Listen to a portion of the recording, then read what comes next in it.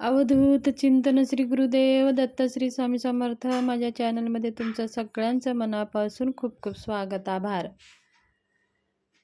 चला तर मग आज आपले विषय आहे आपट्याच्या अडीच पानाचा उपाय. प्रत्येक कामाला जाताना आपल्या जवळ ठेवायचं आहे आणि प्रत्येक कार्य आपले पूर्ण होणार आहे. त्याने 100% अनुभव सिद्ध हा उपाय आहे. दसरा म्हणजे 9 दिवस आपण 9 स्वरूपाच्या देवीची पूजा करत असतो. कोणी घटस्थापना करून करतात, तर कोणी 9 दिवस व्रत करून करतात, तर कोणी अखंड दिवा लावून देवीची उपासना करत असतात. कोणी होम करतात, कोणी हवन करतात, कोणी मंत्रजप करतात, साधना करतात. काही आपल्या आपल्या पद्धतीने आपल्या कुलदेवीची सेवा करत असतो. हा दसरा म्हणजे 3.5 मुहूर्तापैकी हा एक मुहूर्त आहे. ह्या दिवशी कोणतेही शुभ कार्य आपण करू शकतो.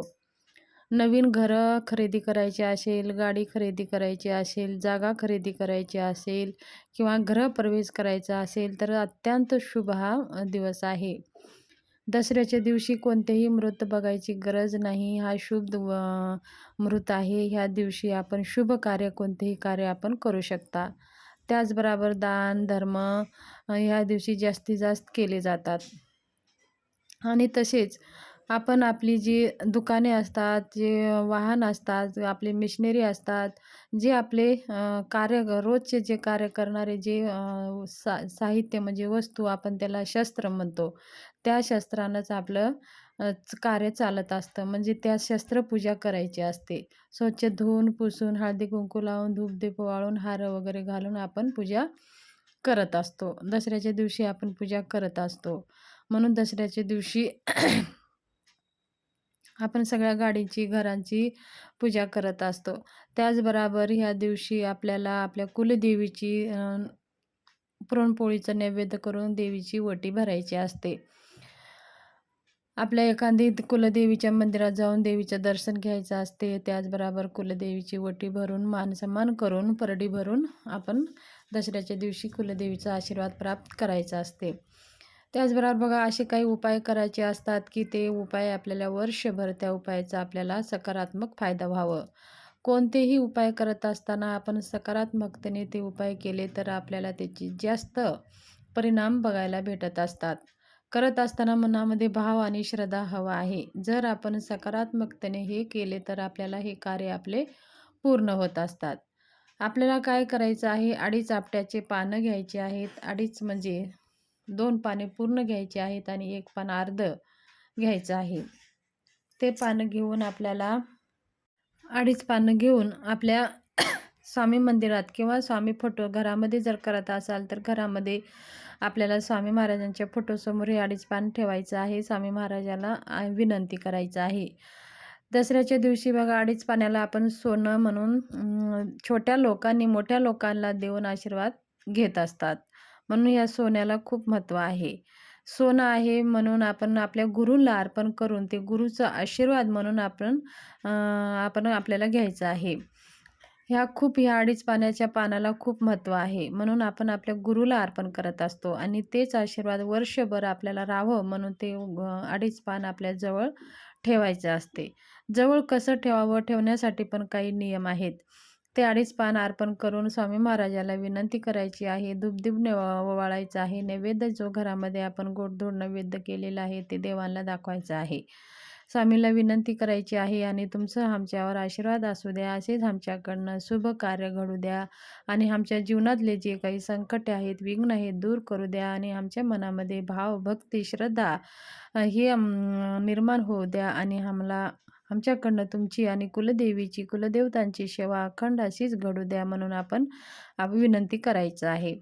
अशी विनंती करून आपट्याचे पान स्वामी महाराजांजवळ अर्पण करून द्यायचं आहे. मग थोड्या वेळानं ते आपट्याचे 2.5 पानं उचलून एक लाल कपडा घ्यायचा आहे. त्याच्यावरती थोडीशी अगरबत्तीची जे काही रक्षा आहे ती रक्षा आणि त्याच्यामध्ये थोडेसे पिवळे मोहरी ते घालून आपल्याला आपल्या जवळ म्हणजे पर्सामध्ये ठेवायचं आहे. पर्स किंवा आपण एखादी अशा शुभ जागेवर ठेवून द्यायचं आहे. जर आपण कोणत्याही कार्याला आपण जाऊ द्या, म्हणजे शुभ कार्य कोणते लग्न कार्यासाठी म्हणा किंवा आपले जे काही डील करायची असते का आपल्या जीवनातल्या जो कोणतेही कार्य असू द्या, आपण प्रत्येक कार्य आपण शुभ कार्य करण्यासाठी जात असतो. आपण कामाला सुद्धा आपण शुभ कार्य म्हणजे आपलं काम चांगलं व्हावं म्हणून सुद्धा आपण ड्युटीला जात असतो. आपला व्यवसाय असेल तर आपला व्यवसाय चांगलं चालावा म्हणून आपण रोजच्या रोज आपण अ, आशीर्वादानेच आपण जात असतो. म्हणून आपलं शुभ कार्य व्हावं म्हणून आपण काय करत असतो, की सगळे आपल्याला चांगले कार्य व्हावं म्हणून आपण जात असतो. म्हणून ते चांगले कार्य पूर्ण व्हावं आणि म्हणून आपण ते आपट्याचे पान आपल्या जवळ आपल्या गुरुचा आशीर्वाद म्हणून ते ठेवायचं आहे. गुरुचा आशीर्वाद असल्याशिवाय कोणतेही कार्य आपले पूर्ण होत नाहीत. म्हणून आपल्या गुरूंचा आशीर्वाद असावं म्हणून आपट्याचे पान आपण जवळ ठेवायचं आहे. ते वर्षभर ठेवून आपण पुढच्या वर्षी ते विसर्जन करायचं आहे आणि विसर्जन करून दुसरं आपट्याचं पान आपल्याजवळ ठेवायचं आहे. जर गेल्या वर्षी तुम्ही त्या अडीच आपट्याच्या पानाचा उपाय केला असाल, तर ते अडीच पानं ते विसर्जन करून द्यायचं आहे. एखाद्या झाडाच्या खाली ठेवून देऊन मग आपण दुसरे आपट्याचे पानं आपण ठेवायचे आहेत. अशा प्रकारे हे दसऱ्याच्या दिवशी हा उपाय करायचा आहे. घरामध्ये कितीही लोकं जर असतील, 4 लोकं असतील, तर 4 लोकांनी अलग-अलग असे अडीच आपट्याचे पान स्वामीला अर्पण करून ते आपल्याजवळ ठेवायचं आहे. जर तुम्ही कोणत्याही गुरूला मानत असाल, तर त्या गुरूला ते अर्पण करायचं आहे. ते आपण आणि मग आपल्याजवळ ते ठेवायचं आहे. आणि हे अनुभव सिद्ध आहे. ज्या लोकांनी श्रद्धेने, विश्वासाने उपाय केलेला आहे, त्यांना अनुभव आलेलाच आहे. कोणताही उपाय करत असताना आपण सकारात्मकता असायला पाहिजे. आपले कार्य मेहनतीने करायला पाहिजे आणि सकारात्मक मेहनत हे दोन्ही एकत्र मिळून आपले कार्य पूर्ण होत असतात. म्हणून आपण कोणतेही कार्य करत असताना आपल्या मनामधले भाव सकारात्मकता असायला खूप महत्त्वाचं आहे. त्याचबरोबर मेहनतसुद्धा प्रामाणिकपणे मेहनत केली तर आपले कोणतेही कार्यामध्ये अडथळे येत नसतात. तर अत्यंत प्रभावशाली ही सगळ्या लोकांना अनुभव आलेला आहे आणि जे काही मी उपाय सांगत असते, सगळे उपाय अनुभवसिद्ध असतात आणि ते जे काही तुम्हाला सांगत असते, ते स्वतः मी सुद्धा करत असते.